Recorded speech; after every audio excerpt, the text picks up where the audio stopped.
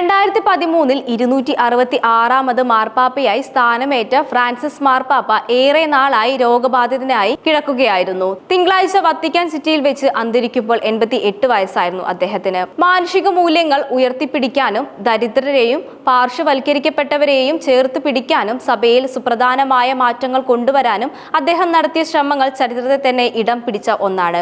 എങ്കിലും അദ്ദേഹത്തിന്റെ ഭരണകാലത്ത് പൂർത്തിയാക്കാതെ പോയ 5 പ്രധാന ലക്ഷ്യങ്ങൾ സഭയുടെ മുന്നോട്ടുള്ള യാത്രയിൽ നിർണായകമായ വെല്ലുവിളിയായി നിലനിൽക്കുകയാണ്. 2024 പ്രസിദ്ധീകരിച്ച ഹോപ്പ് എന്ന ആത്മകഥയിലും വിവിധ അഭിമുഖങ്ങളിലും ഫ്രാൻസിസ് മാർപ്പാപ്പയുടെ വിനയം, സാമൂഹിക നീതിയോടുള്ള പ്രതിബദ്ധത, സമൂലമായ പരിഷ്കാരങ്ങൾ നടപ്പാക്കാനുള്ള ആഗ്രഹം എന്നിവ വ്യക്തമായി പ്രതിഫലിപ്പിക്കുന്നുണ്ട്.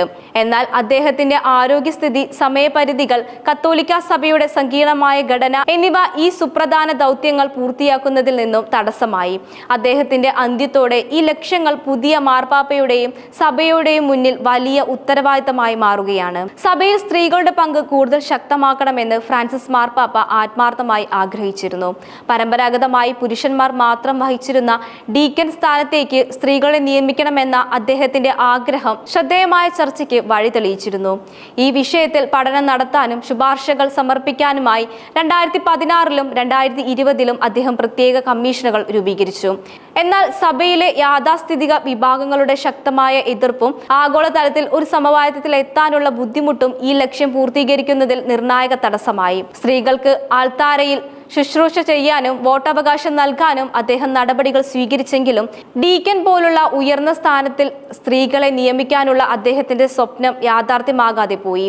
ഇത് പലപ്പോഴും സഭയുടെ പുരോഗമനപരമായ ചിന്താഗതിക്ക് തിരിച്ചടിയായി വിലയിരുത്തപ്പെടുന്ന കൂടിയാണ്. വത്തിക്കാന്റെ ഭരണ സംവിധാനമായ ക്യൂറിയ ദീർഘകാലമായി സ്വജനപക്ഷപാതമാണ്. അധികാര ദുർവിനിയോഗം, കാര്യക്ഷമമില്ലായ്മ തുടങ്ങിയ ആരോപണങ്ങളിൽ മുങ്ങി നിൽക്കുകയായിരുന്നു. ഫ്രാൻസിസ് മാർപ്പാപ്പ ഈ സംവിധാനത്തെ പരിഷ്കരിക്കാനുള്ള സുപ്രധാനമായ നടപടികൾ ആരംഭിക്കുകയും ചെയ്തിരുന്നു. 2022 ക്യൂറിയയിൽ കൂടുതൽ സുതാര്യവും ഉത്തരവാദിത്വമുള്ളതുമാക്കാൻ ലക്ഷ്യമിടുന്ന പ്രൊഡിക്കേറ്റ് ഇവാഞ്ചേലിയം എന്ന രേഖയും അദ്ദേഹത്തിന്റെ ശക്തമായ പരിഷ്കരണ ശ്രമങ്ങളുടെ ഭാഗമായിരുന്നു. എന്നാൽ ശക്തമായ യാഥാസ്ഥിതിക വിഭാഗങ്ങളുടെ എതിർപ്പും ഭരണപരമായ സങ്കീർണതകളും അദ്ദേഹത്തിന്റെ ഈ ശ്രമങ്ങളെ ഫലപ്രാപ്തിയെ പരിമിതപ്പെടുത്തി. അദ്ദേഹത്തിന്റെ മരണസമയത്തും ഈ സുപ്രധാന ലക്ഷ്യം പൂർണ്ണമല്ലാത്ത അവസ്ഥയിൽ തുടരുകയായിരുന്നു. വത്തിക്കാൻ ഭരണകൂടത്തിലെ മാറ്റങ്ങൾ സഭയുടെ ഭാവിക്ക് അത്യന്താപേക്ഷിതമാണ് എന്നിരിക്കെ ഈ വെല്ലുവിളി പുതിയ മാർപ്പാപ്പയ്ക്ക് ഒരു അഗ്നിപരീക്ഷയായി മാറുമെന്നതിൽ തർക്കമില്ല. യുദ്ധത്തെ വിഡ്ഢിത്തമെന്നും മനുഷ്യരാശിക്കെതിരായ കുറ്റകൃത്യമെന്നും ശക്തമായി അപലപിച്ച ഫ്രാൻസിസ് മാർപ്പാപ്പ ലോകസമാധാനത്തിന് വേണ്ടി ശക്തമായി ശബ്ദമുയർത്തിയ നേതാവായിരുന്നു.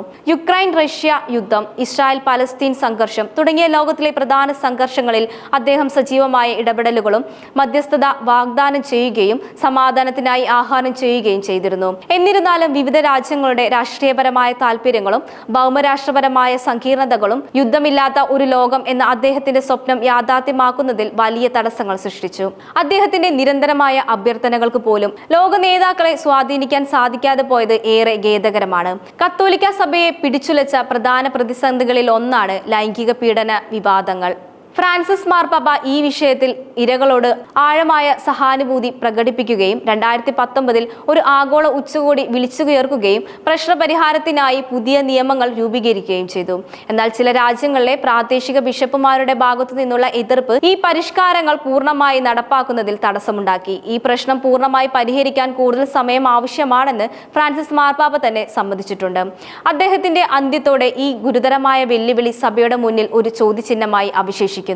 ഇരകൾക്ക് നീതി ലഭിക്കാനും സഭയുടെ വിശ്വാസ്യത വീണ്ടെടുക്കാനും പുതിയ നേതൃത്വം ശക്തമായ നടപടികൾ സ്വീകരിക്കേണ്ടത് അനിവാര്യമാണ്. കത്തോലിക്ക സഭയുടെ അംഗസംഖ്യ അതിവേഗം വർദ്ധിക്കുന്ന ഏഷ്യ, ആഫ്രിക്ക തുടങ്ങിയ ഭൂഖണ്ഡങ്ങളിൽ നിന്നുള്ള ഒരു പോപ്പിന് അവസരം നൽകി സഭയെ കൂടുതൽ ഉൾക്കൊള്ളാൻ ഫ്രാൻസിസ് മാർപ്പാപ്പ ലക്ഷ്യമിട്ടിരുന്നു. ഇതിന്റെ ഭാഗമായി നിരവധി ആഫ്രിക്ക, ഏഷ്യൻ ബിഷപ്പുമാരെ അദ്ദേഹം കർദിനാൾമാരാക്കി നിയമിച്ചു. എന്നാൽ മാർപ്പാപ്പ തിരഞ്ഞെടുപ്പ് പ്രക്രിയയിൽ യൂറോപ്യൻ സ്വാധീനം ഇപ്പോഴും ശക്തമായി നിലനിൽക്കുന്ന ഒരു വസ്തുത തന്നെയാണ്. ഭാവിയിൽ ഒരു യൂറോപ്യൻ ഇതര പോപ്പിനെ തിരഞ്ഞെടുക്കാനുള്ള അദ്ദേഹത്തിന്റെ ഈ ലക്ഷ്യം ഇനിയും യാഥാർത്ഥ്യമാകേണ്ടിയിരിക്കുന്നു. ലോകത്തിന്റെ വിവിധ ഭാഗങ്ങളിലുള്ള വിശ്വാസികളുടെ പ്രാതിനിധ്യം ഉറപ്പാക്കേണ്ടത് സഭയുടെ വളർച്ചയ്ക്കും ഐക്യത്തിനും അത്യന്താപേക്ഷിതമാണ്. പരിഷ്കരണത്തിനായുള്ള ഫ്രാൻസിസ് മാർപ്പാപ്പയുടെ തീവ്രമായ ശ്രമങ്ങളും പൂർത്തിയാക്കാതെ പോയ അദ്ദേഹത്തിന്റെ അഭിലാഷങ്ങളുമാണ് അദ്ദേഹത്തിന്റെ ഭരണത്തെ ശ്രദ്ധമാക്കുന്നത്. അദ്ദേഹത്തിന്റെ പിൻഗാമിക്ക് മുന്നിൽ നിരവധി വെല്ലുവിളികൾ അവശേഷിച്ചുകൊണ്ടാണ് അദ്ദേഹത്തിന്റെ യാത്ര. പുതിയ മാർപ്പാപ്പ ഈ വെല്ലുവിളികളെ എങ്ങനെ അഭിമുഖീകരിക്കും എന്നതിനെ ആശ്രയിച്ചിരിക്കും കത്തോലിക്ക സഭയുടെ ഭാവി. ലോകമെമ്പാടുമുള്ള വിശ്വാസികൾ ഉറ്റുനോക്കുന്നതും ആ ദിനത്തേക്കാണ്.